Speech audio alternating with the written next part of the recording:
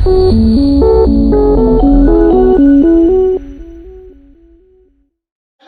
आज हम आपके सामने लेकर आए हैं क्लास इंटर का हेलो एल्केनो हेलो एरीन्स। देखिए क्या है, आप लोग यदि इंटर क्लास में हैं या इंटर क्लास पढ़ने वाले हैं, फर्स्ट ईयर से इंटर में आने वाले हैं, तो आपको एनसीईआरटी मेन बुक से ही पढ़ना चाहिए। तो हमने आपके लिए जो क्लास प्रोग्राम की है वो सिर्फ और सिर्फ एनसीईआरटी पर आधारित है। यानी हमारा जितना भी कंटेंट होगा वो सिर्फ और सिर्फ एनसीईआरटी का होगा।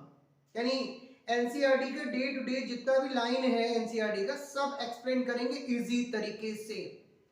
बने रहिए, लगातार हम आपके लिए एक नई हेडिंग, एक नया चैप्टर लेकर आएंगे और एक नए तरीके से लेकर आएंगे।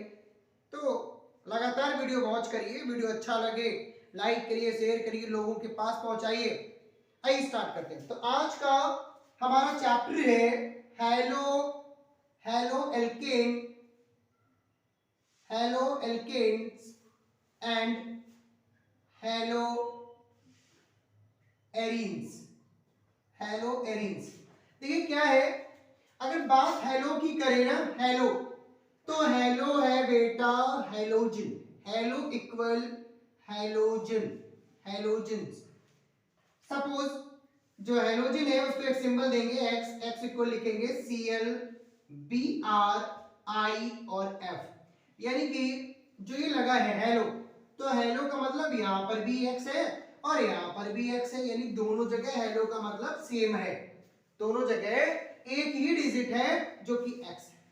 अब x इक्वल क्या लिखेंगे Cl Br I और F। एक सिमिलर प्रॉपर्टी बताता हूं, इन सभी के पास आउटर सेल में 7 इलेक्ट्रॉन होते हैं और इनकी वैलेंसी -1 है। ठीक है, यानी इतना तो सीख लिया कि हेलो क्या है, हेलो है हेलोजेंस। ठीक है, इनको हैलाइड भी बोलते हैं बेटा, हैलाइड बोलते क्यों बोलते हैं इसका रीजन मैं बताता जाऊंगा जैसे जैसे समय आएगा। चैप्टर आप पढ़ते रहेंगे, लगातार कंटिन्यू आप हमारे साथ बने रहेंगे, आपको सारे मीन्स क्लियर होते चले जाएंगे। इसी तरीके से बने रहिए आप लगातार। तो देखिए ये हेलो का मतलब क्या है, हेलोजेंस। ठीक है, और हेलोजेंस को एक सिंबल दिया गया है जो कि x है, x equal Cl Br I और F। अब बात करते हैं एल्केन्स क्या है, एरीन्स क्या है। देखो बेटा, अगर आपने कार्बन एटम का नाम सुना होगा, कार्बन एटम जिसके आउटर सेल में 4 इलेक्ट्रॉन होते हैं। ठीक है, इसको 4 इलेक्ट्रॉन की जरूरत है, ये इलेक्ट्रॉन को लेने के लिए, यानी दूसरे एटम से शेयरिंग करता है। अब जब ये शेयरिंग करेगा तो इसकी आउटर जो ऑक्टेट होगी वो कंप्लीट होगी।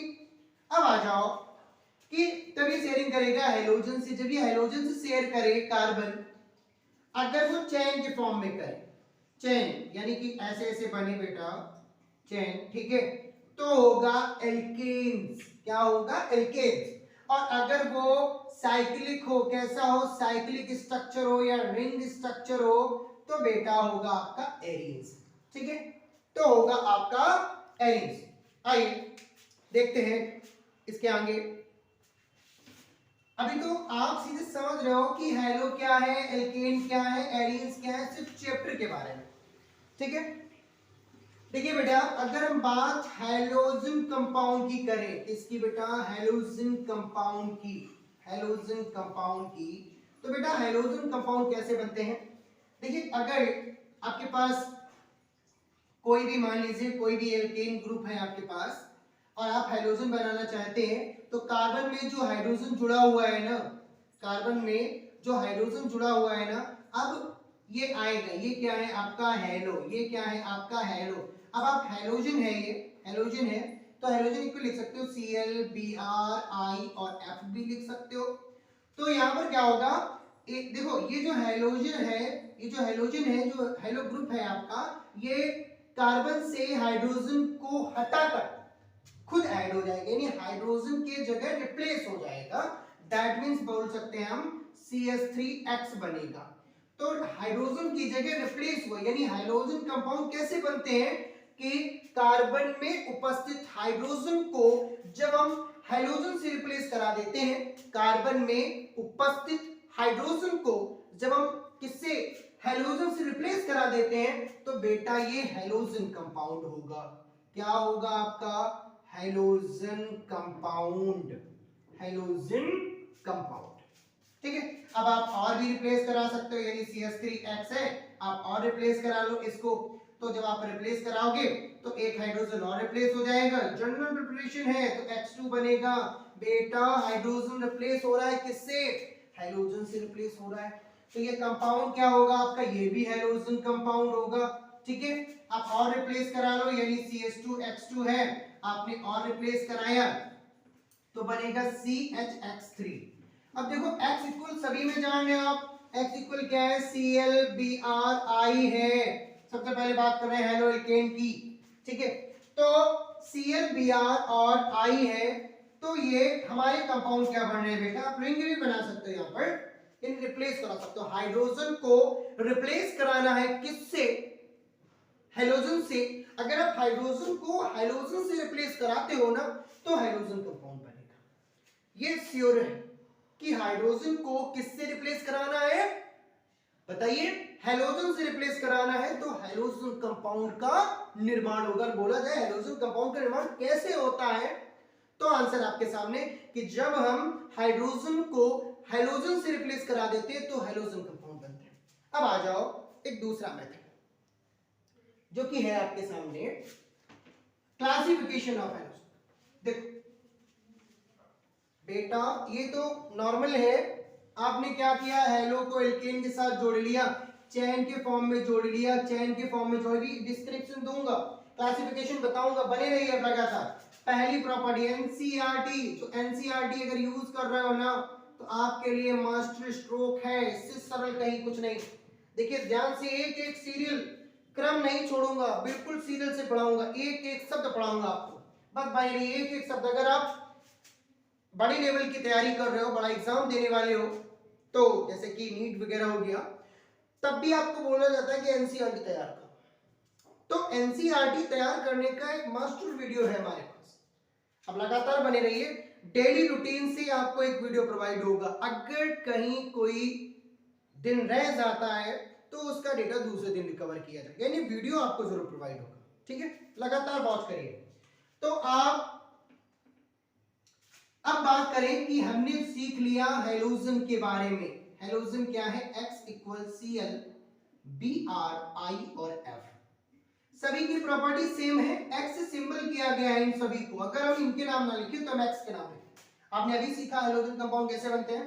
अब देखिए क्लासिफिकेशन ऑफ, क्या हेडिंग आती है? Classification of halogen compound. ठीक है, हैलोजन कंपाउंड। सबसे पहला अगर क्लासिफिकेशन करेंगे हैलोजन कंपाउंड का, किसके नंबर पे करेंगे? On the basis of number of halogen atom, number of halogen atom. किसके नंबर के आधार पे?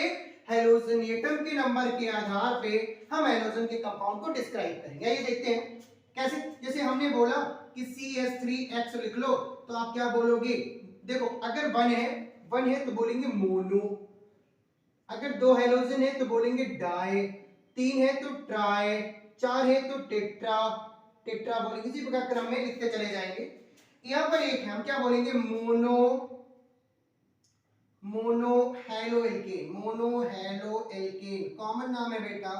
ठीक है, अगर यहाँ पर 2 है बेटा, ऐसे CH3 ऐसे लिख दिया गया CH2X2, तो हम बोलेंगे die halo alkane, die halo alkane बोलेंगे।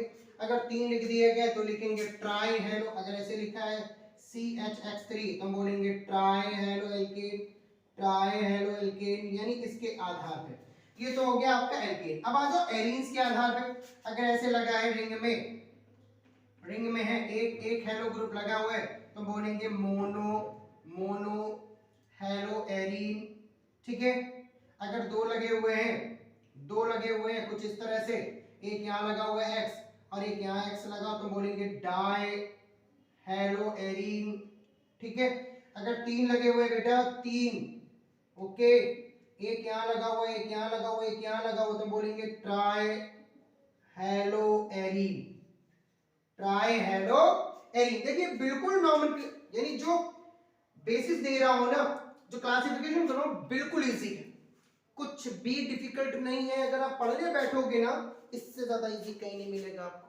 आइए देखते हैं दूसरी हेडिंग में बेटा क्लासिफिकेशन कर रहा हूं हेलोइडिन का, हेलोइडिन का क्लासिफिकेशन है।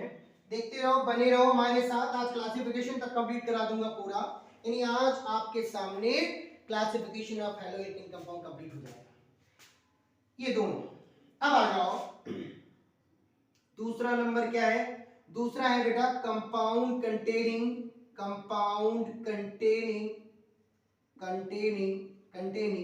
देखो बेटा sp3 यानी कार्बन और हाइड्रोजन के बीच क्या होगा, जहां हाइड्रोजन जुड़ा होगा ना वहां पर sp3 हाइब्रिडेशन होगा कार्बन में, ठीक है, बॉन्ड।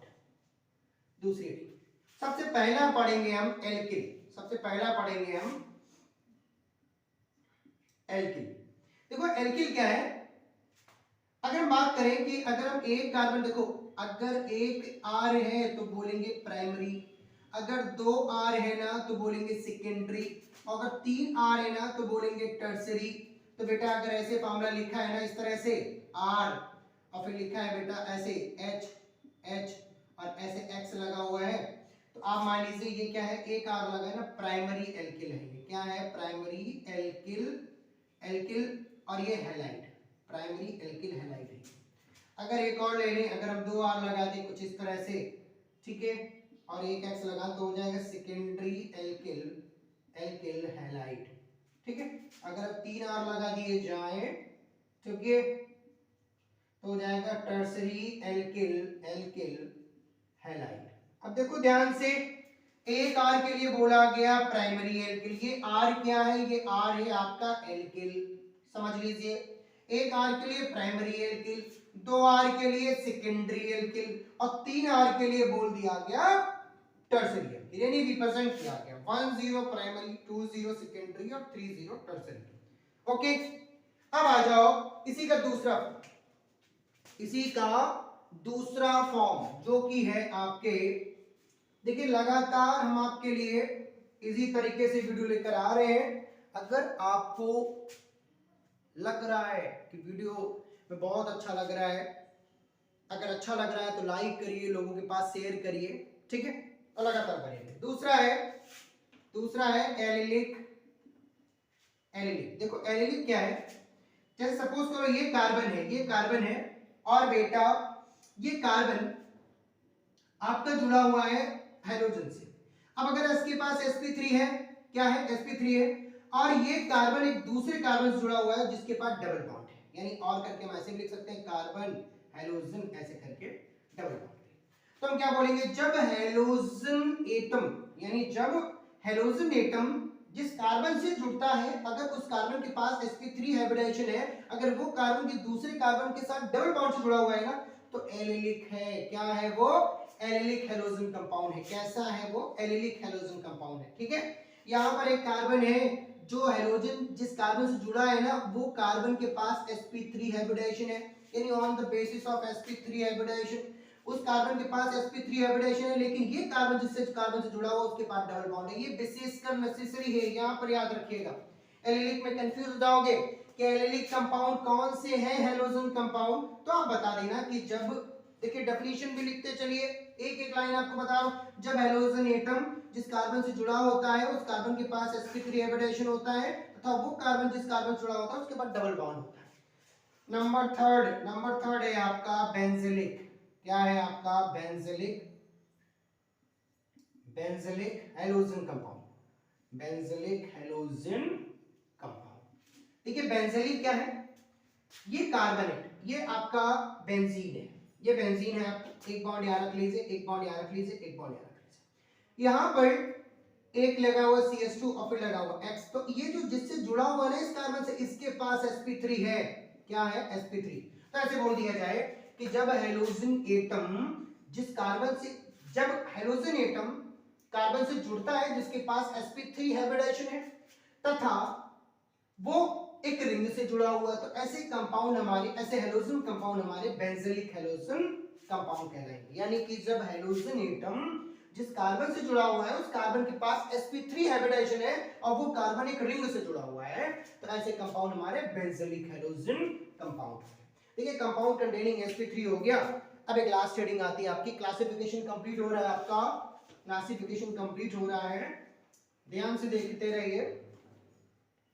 अगला है आपका नंबर थर्ड, नंबर थर्ड है आपका compound containing, compound containing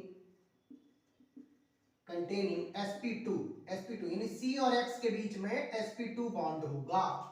suppose करिए सबसे पहला है आपका, सबसे पहला है वेनिलिक, वेनिलिक हेलोजन कंपाउंड।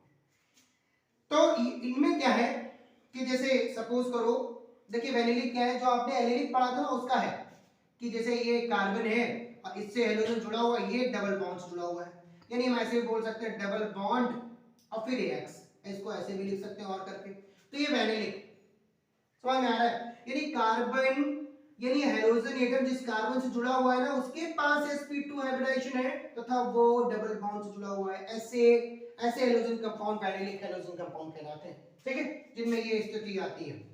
अब आ जाओ number second, aryl halogen compound, halogen compound, देखिए उसका अपोजिट था ये।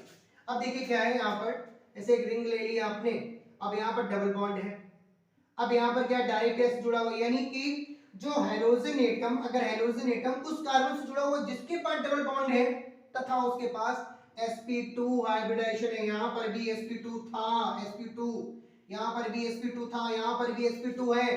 जब हेलोजन एटम बेंजीन के उस कार्बन से जुड़ा हुआ जिसके पास sp2 हाइब्रिडाइजेशन तथा उसके पास डबल बॉन्ड है, तो ऐसे कंपाउंड हमारे एरिल हेलोजन कंपाउंड कहलाते हैं, और यहीं से आपका क्लासिफिकेशन इंड होता है। अगला जो वीडियो होगा नॉमेनक्लेचर का वो आपके आगे की क्लास में पढ़ाएंगे, तब तक के लिए बने रहिए। अगर वीडियो अच्छा लगे लाइक करिए, शेयर करिए, लोगों के पास पहुंचाइए। अगर आप हमारा साथ देंगे तो हम भी आपके साथ खड़े। लगातार हम आपके लिए एक प्रिवेंटिव वीडियो बना रहे हैं, एक अच्छा वीडियो लेकर आ रहे हैं आपके सामने इसी तरीके से।